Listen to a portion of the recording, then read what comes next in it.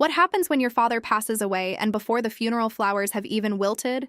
Your stepmother of 3 years sits you down and tells you that the house, the car, the savings, and everything your father built over 40 years of hard work belongs entirely to her, and that you have 30 days to find somewhere else to live. She had already called a real estate agent. She had already picked out new furniture. She had already started telling people the house was hers.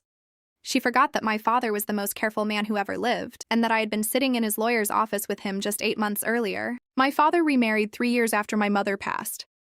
Linda seemed kind enough at first. She made him laugh again, and for that I was genuinely grateful. I never tried to replace my mother with her or cause any problems.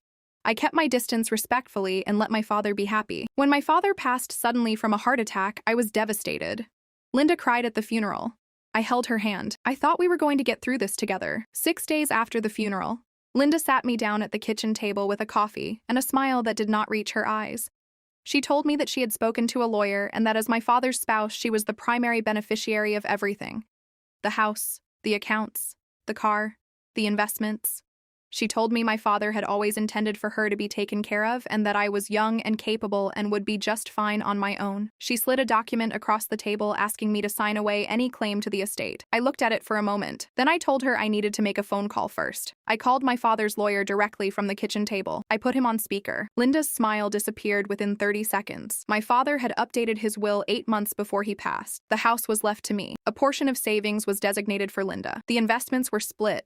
Everything was documented, witnessed, and legally airtight. Linda had known about the will. She had simply gambled that I did not.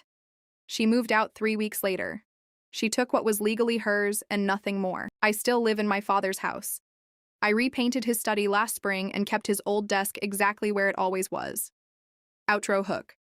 Subscribe right now because story 34 is coming, and that one involves a betrayal at a baby shower that you will not believe. Follow this channel and never miss a single story.